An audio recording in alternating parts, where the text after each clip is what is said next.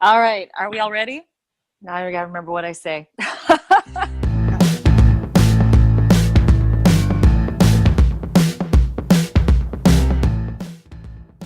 Welcome to HR Wonder Woman. I'm your host, Wendy, and with me, as always, is Anne. Welcome, Anne. Hi, Wendy. How are you? I am well. I was just listening to you and John in your 50th episode talking about how you don't talk about the weather anymore, but you and I spoke briefly about the weather before you pressed record, and all I can say is I don't want to live in South Dakota. No, Burr pretty much encompasses it. We're waiting for the Brookings school to call off school for a couple of days because we've got minus 50 wind chills coming here. And I'm sitting here going, I'm gonna drive to work tomorrow. It'll be interesting. Yeah, but yeah. So I'm good because I don't live in South Dakota. You still live here. It's gonna be like in the 40s and rainy or something tomorrow. I'm all right. I'm all right. Yeah. Well, it'll be okay. We will survive. We always do. We live in warm houses. We're no longer in little thotties on the prairie. Oh, technology really is our friend. Oh, yes, it is. So hopefully electricity and all of that stays in place, mostly for the heat and nothing else. Because if it gets too cold in here, we're gonna go stay in the cars apparently or something. I don't know. But anyway, so this is our one-on-one episode. Anne and I kind of want to talk a little bit about our plans for HR Wonder Women and some of the fine-tuning that we decided to do. Have to confess that this is take two, because we kind of went down a rabbit hole in the first recording, which it was good conversation. It was great conversation. I think we went down several rabbit holes during the course of that conversation, and I take a lot of responsibility for that. I get caught up in like, oh, shiny, we could go down this conversation path, but we will not inflict all of that on our listeners. No, it kind of went in a different direction, which is, again, it was a great conversation, but not one that it's not ready for prime time. We'll put it that way. There you go. Because basically what we want to do is start really focusing on stories. As Elena Valentine stated in our episode with her, the shortest distance between two people is a story. And we want to focus on the stories of our guests. But to do that, we kind of feel like we need to share a little bit of our stories too. Yep, absolutely. Absolutely. Yeah. And I was telling Anne about this, so I've seen A Christmas Carol a gazillion times, I'm sure. We watch it faithfully every Christmas time here in our house, and always the George C. Scott version. So highly recommend it. George C. Scott is fantastic as Ebenezer Scrooge. But this year, especially after chatting with Elena, it kind of hit me a little bit differently that when Ebenezer was with the Christmas present and was hearing Tiny Tim's story, that you could see the light bulb come on, and that the poor were not this faceless band of objects, but they were actual people. And it really hit home to me when Scrooge goes to Christmas present, well, what's going to happen to Tiny Tim? And the ghost says, well, he's going to die. But if he should die, he should do it soon and decrease the surplus population. And Scrooge is all incredulous. Oh, you throw my own words back at me. How dare you? And the ghost of Christmas present says back to him, now that you know who the surplus population is, maybe you'll take care when you're speaking in the future. And that's obviously not a direct quote. That's how I remember it. But that's kind of what started this for me. And, and I shared it with you and with you as well, that this is what we're doing. We're sharing stories. And we need to be in charge of our own stories. Right. We need to control them.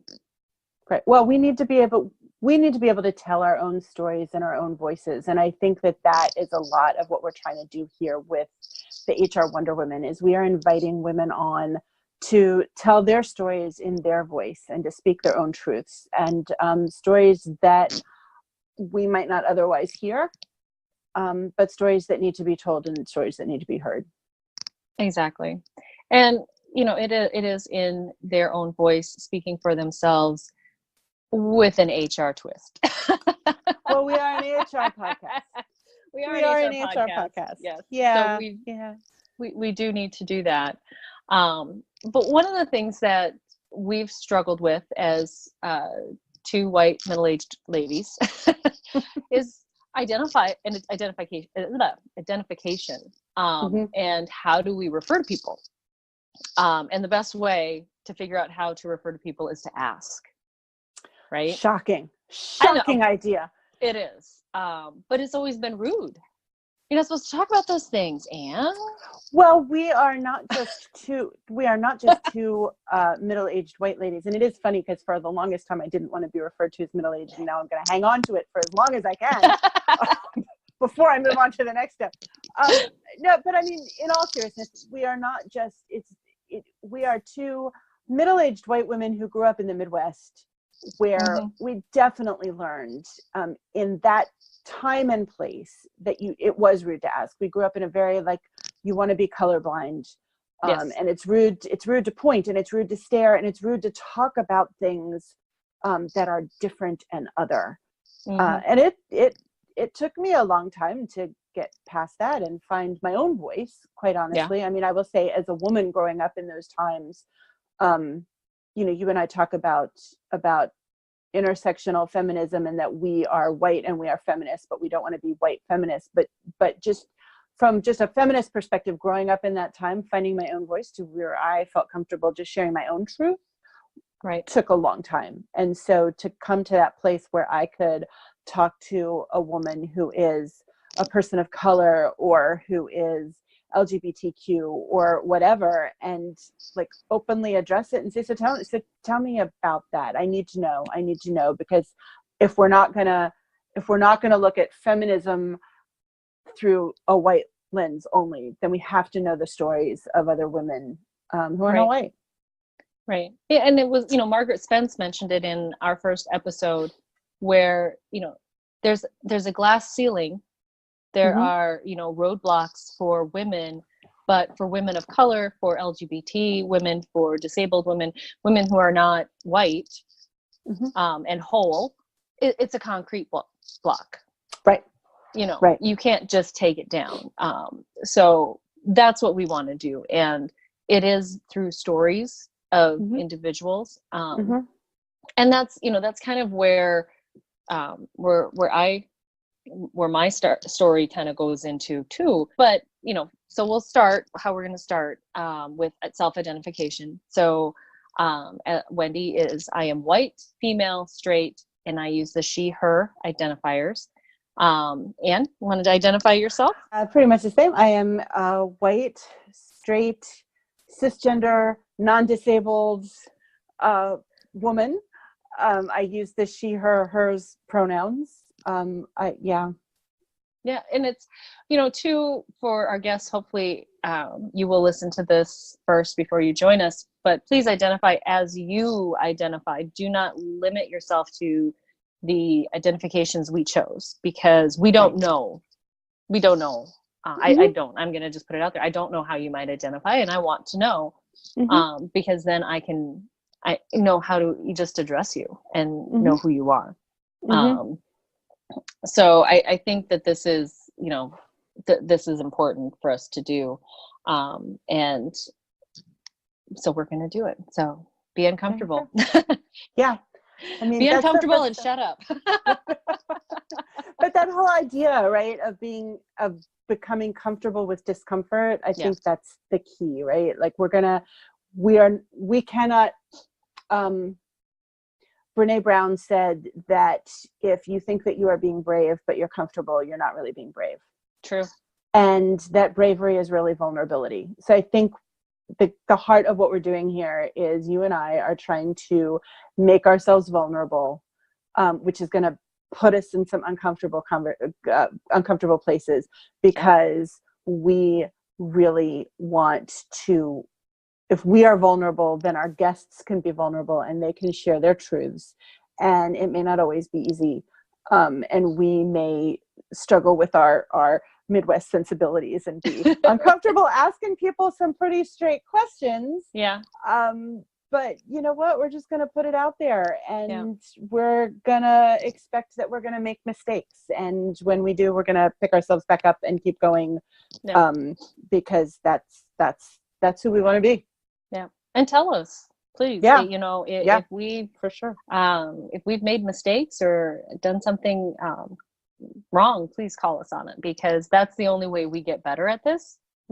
Is by learning from those mistakes. And so I am not afraid to go out via video or on Twitter to say, I'm sorry, I screwed up. And because that's another thing we need to get better at as a society, is saying, I'm sorry, I messed up, and not, I'm sorry if you were offended. Right. Right. Because that's not an apology. That is not an apology. It's that whole idea, right, of owning our impact, not just our intentions. Because I will say that our intentions are always going to be good. Right. Like, we're in doing this podcast, we have the best of intentions. When our impact does not line up with that, we need to know, and we need to take ownership. But I will also say that our guests are so gracious. They are. They're so gracious, and they're so good to us. I learn so much every time. Every woman that we have talked to, I have learned so much, and they all seem so willing to just take the time to talk to us and share their stories with us, and let us ask our awkward questions. It's great. It's great. It is. And we're going to keep getting better. And that's how we'll get better. And so too, like, you know, like, as I said, we do want to share our stories. I wish I had a camera for the first time you heard the first part of my story, Anne, because your eyes kind of popped when I mentioned, you know, growing up in a small town in South Dakota. When you say small town, people don't quite understand what small means. There were about 500 people in my hometown. Yes, I remember the first time you said that. My eyes did almost fall out of my head. You know, when there's 26 kids in your graduating class, and that's a large class, you have very homogenous group. There's not a lot of differences in that group of people. And South Dakota, it does have a lot of reservations. So that was our diversity, was the 2 or 3 Native kids that were in our class. But a lot of them chose to go to a larger school that had a larger Native population. And looking back now, I don't blame them. I probably would have too. But we were, 30 miles or less than that, actually, from the nearest reservation.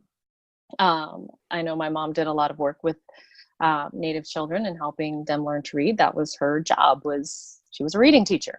So that's what she did in the summer, because that's what you do as a teacher, is you pick up extra jobs during the summer.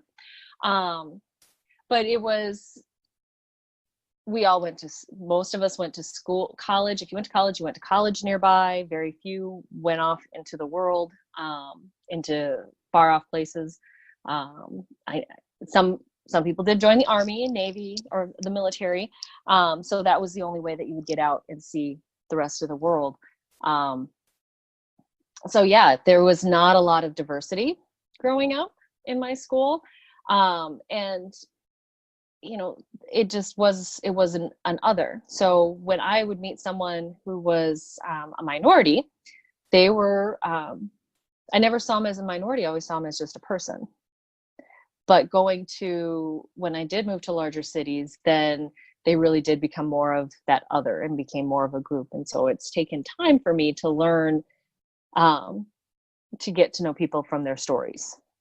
And it's being back in South Dakota once again. It is once again hard to find that diversity. And so for myself, I'm trying to seek it out by being involved on a national level with different groups, getting to know people. Doing this is helping that. And I think for me, getting to that is trying to then also help other South Dakotans, help my current employer, other employers, get some diversity into South Dakota, get some inclusivity into South Dakota, and help people tell their stories because I think that's the heart of inclusion, is knowing those stories. Yep. So for sure. All right. Sure. Yes. So now, Anne, please share your story. Okay. So I grew up in the Midwest, but I did not grow up in quite so small a town. I grew up in Columbus, Ohio. So I grew up in an actual city. I don't know how diverse Columbus, Ohio it was at that time in population, but it was still very segregated, right? So there might have been a large Black population. I'm sure there probably was, but not in my neighborhood kind of thing. And in fact, when busing started in Columbus, Ohio, way back in the day, because I am on the other side of middle age,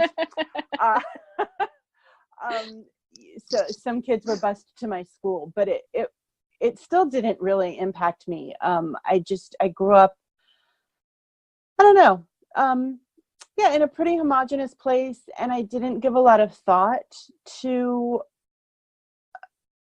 people from other backgrounds because, didn't see it. And of course, back in my day, there wasn't even like a lot of diversity on television. There wasn't, there just wasn't a lot of diversity anywhere to be seen. And so then when I was in high school, I moved to a suburb of Washington, D.C. And that was very different. Washington, D.C. at that time was still chocolate city. It was predominantly Black in my suburb. That was not the case, but there were a whole lot of people who looked very different from me for the first time in my life. Washington, D.C. is also, an international city. People from all over the world are here. So it was kind of my first taste of seeing a whole bunch of different people. And I mean, I'll be honest, I think that still kind of in that school experience, it was still, it was segregated, in the way that it still is now, right? There's the book, Why Do All the Black Kids Sit Together in the Cafeteria, which I may have just butchered the title, but it's like that. Like that's been going on forever, right? Right.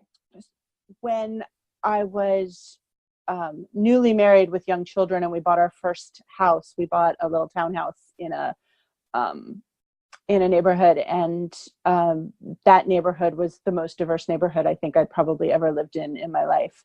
And so my kids ran around with a group of kids who all looked different. So there were kids from all different kinds of races and all different kinds of backgrounds. And that was really kind of my first real view into what it could look like, right? Because my kids didn't care and the other kids didn't care. And I remember, there was this little girl who my daughter was friends with, and she had these cute little cornrows with the beads, and my daughter wanted beads in her hair so bad. And I was like, well, first, I'm not real good with hair. And second of all, you don't have the right hair for this. And third of all, like, I don't even know where to buy the beads. That was kind of my first, I guess my first conscious exposure, certainly not my first honest to goodness exposure, right?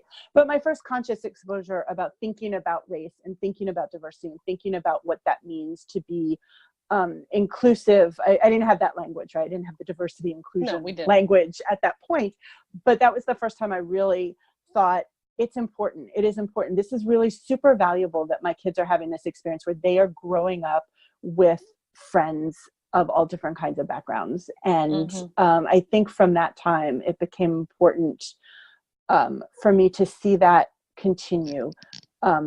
When we, would move on to other neighborhoods, we would see it as a real strike against a neighborhood if the neighborhood was completely homogenous and everybody was going to look just exactly the same.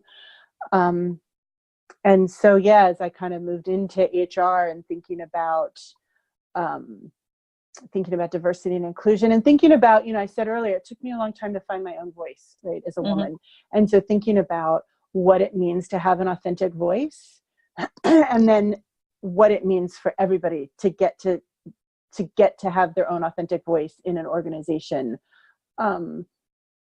It just becomes more and more important as time goes on. Right. And, and I think the cool thing now, your kids are obviously older than mine.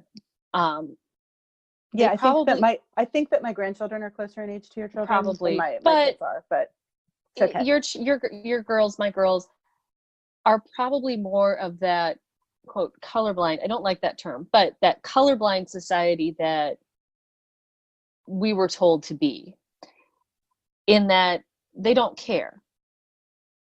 This is just my friend. This is just, this is my friend. Right. And she happens, and they are okay with saying, yeah, mom, that black girl over there, that's my friend.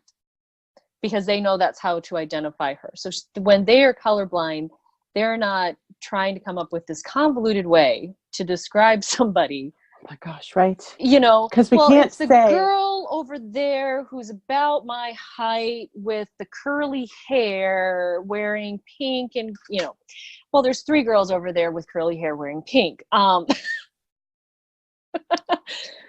And I mean, I get it, because I did make the mistake once where we had a rerun of the Jeffersons on, and we're explaining something that was going on to the girls. And I said, well, the older black gentleman, and my husband's like, what are you talking about? They're all black. Why did you have to use that? I was like, oh, well, it's the Jeffersons. So I go back to 1976. Right. I'm just back there. That's what we did. Okay. Yeah. That's just what you did. I think it's true. So that was the danger of colorblind, right? When we said colorblind, what we meant was, I don't want to see any differences with anybody. I want to treat them all the same. Yep. But what we really meant, the subtext to that is, I want to treat them as if they were like me, because I'm the norm. So if I don't see their color, I can make them assimilate to be like me and be, and white was still the norm. And I think the beauty of today, right. And I think the beauty of today, like you said, our kids, is that they do see color, they do see different races. It just, that isn't a basis of judging someone. So you can embrace somebody's background and their culture and everything that makes them them and their lived experience. Yeah. And you can name it, because it doesn't threaten you, because it's cool for people to be different, right? Like, yeah. Well, and it's been a few years, but and I wish I could remember who it was, but I heard somebody say, America can no longer be a melting pot. We're not all coming out the same. We need to be a stew. Yep. Where we all come in and we work together and we create this awesome, delicious stew. Mm-hmm. But you still have the potatoes do their thing, and the meat does its thing, and the carrots and the broth and everything has to work together and bring itself to the stew for it to be different, to be delicious. Because a stew with only beef is not going to be as good. It's not really stew. It's not really. It's just a lot of beef. It's just a lot of beef, because you don't even have any. Just broth, a bowl of meat, right? It's a bowl of unseasoned meat. Yeah, no, I think that, and I grew up in the melting pot era, and the danger of the melting pot was the only way that works. I mean, the melting pot is white supremacy, right? Because the only way it works is that everybody has to assimilate to white culture. Yeah, and we're all the same. That is white supremacy, and it doesn't serve people of color. It doesn't serve white people either. No. I mean, we're hurt by it. Yes. We get a lot of power. I mean, it's, you know what I mean? Like, it's hard to think about, not individual people, but like systemically, yeah. Systemically, the system is built for white people. And it is hard, I think, for a lot of white people to think about how to tear those systems down, and that it means ceding some power. But do we want power, or do we want humanity? Because from a humanity standpoint, we lose. We do. And I think, too, we need to, the whole power and privilege thing. So when you come from a small town like I did, you don't understand privilege at all. You don't. Because you don't see it. You can't see the advantages that you got from being a white person, that your road. And it's not diminishing what you did. And that's what so many people take away from it. Well, I had to work for everything I did. Yeah, you did. We're not taking that away. But you had a slightly easier path than the Native Americans on the reservation did. you had a slightly easier path, and it's okay. You worked hard. We're not taking that away. And I think too many people see that as, you're saying I'm filthy rich and sitting up in a mansion with 2,500 rooms jetting off to Paris. No, that's not what privilege is in this conversation. This is not lifestyles of the rich and famous. Right. Just be aware. You need to be aware that your road is probably a little bit easier than somebody else's. And I think that, again, that goes back to why those stories are so important and why we need to share, and people need to share in their own voice. I can't tell somebody else's story the same way. I can walk through somebody's joke. Mm-hmm. You know, it's just like trying to relay a joke to somebody. I am never going to deliver it the way the professional comedians do, because I'm not a professional comedian. I'm not going to land it. You might giggle a little bit, but you're not going to be rolling on the floor, tears streaming out of your eyes, because, you know, Robin Williams is Robin Williams and I'm not. Go figure. I know, shocking. So no, I think that's what we're trying to do. Yeah, I think you're right. I think, you know, the whole point, and I feel like we did much better tonight, although there might have been one or two rabbit trails that's okay. We kind of wound down, but we're bringing it back. You brought it back full circle very nicely there, Wendy. I'm impressed. It's stories, right? So you shared some of your story. I shared some of my story. That's not our whole story. There's so much more to our stories. And when we have our guests on, they're not going to get to share their whole story because, you know, podcasts last about a half an hour. Right. But I think, you know, so some of this is you and I sitting down thinking, okay, so what has been sort of a common theme in the conversations that we've had with the guests that we've had on so far?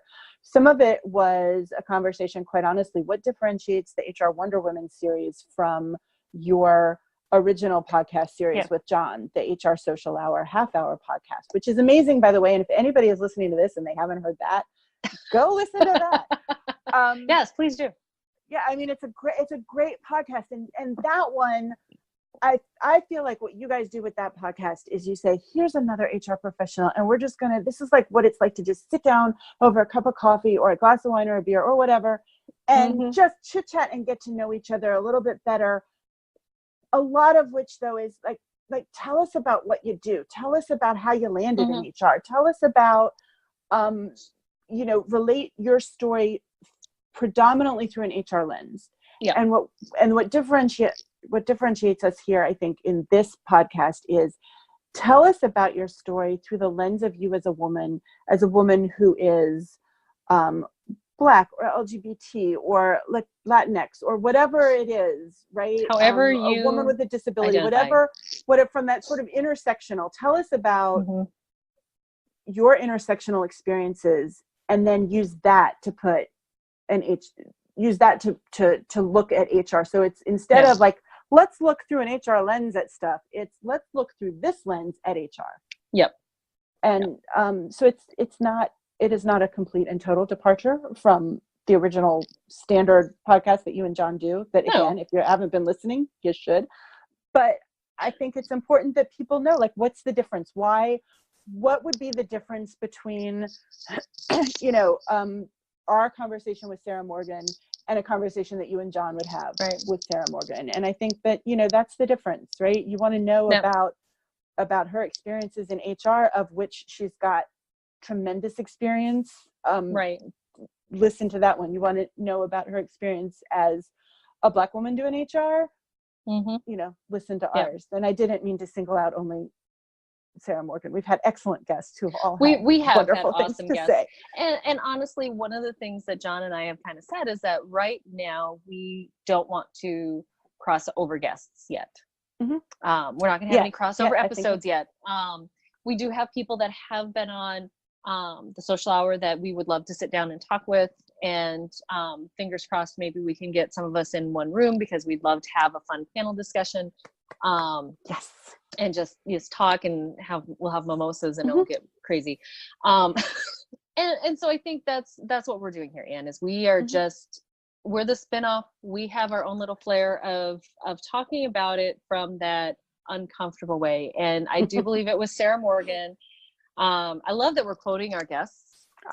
in this. You know, But Sarah Morgan made a comment that we need to get uncomfortable, shut up and listen. Yep. And so I think our two, mottos for the show come from Sarah and Elena. Yep. Because we want to hear your stories. We want to shut up and listen to your stories. So, so you know what? I think we're going to close it off here. And this was our opportunity to talk. And then yes, the rest of the time we shut up and listen. We are. So there you go. Yes. So we've got some great guests that we're working on. We don't have anyone booked yet, or who's, would say, yes, go ahead and use my name. But we are super excited to. I was going to say, we do have people booked. We do have people booked. We're just not name dropping yet. We're not name dropping at this point, but we are. We don't want people saying, my gosh, they are really just fly by night. They're flying by the seat of their pants. We are planning this out. But we are, we do want to encourage, if you know of someone who is who is in HR, who is a person of color, a person who is LGBT, disabled, who is willing and would love to share their story, we would love to meet them. We really would. So please make that introduction. Huge shout out to Skill Scout for helping us with editing this. They are love working with them. Yes. So that has just been fantastic. And of course, the HR Social Hour, which we never would have done this if John hadn't talked me into about a year ago, joining him in this little adventure. So shout out to John and the HR Social Hour. Join us fourth Sunday of each month for the HR Social Hour Twitter chat as well. All right. And how can our listeners reach you? Best way is on Twitter. I am at Ann Tomk, ANNETOMK. You can also probably find me on Facebook. You're welcome to connect with me on LinkedIn, but the place that I am the most active is certainly Twitter. And that's good. Everything else there. Yeah. Same with me. Find us on Twitter. Talk to us on Twitter. Please do. And if you see us at a conference or something, please come up and say hi. We'd love to meet you. You can find me on Twitter at Windle93. So Ann, thank you for joining me on this adventure. It has been awesome. I'm excited to see where we go in 2019. I am equally excited. Thank you so much for inviting me along on this adventure. It is amazing. Yes, definitely. All right. Now you all go tell your story.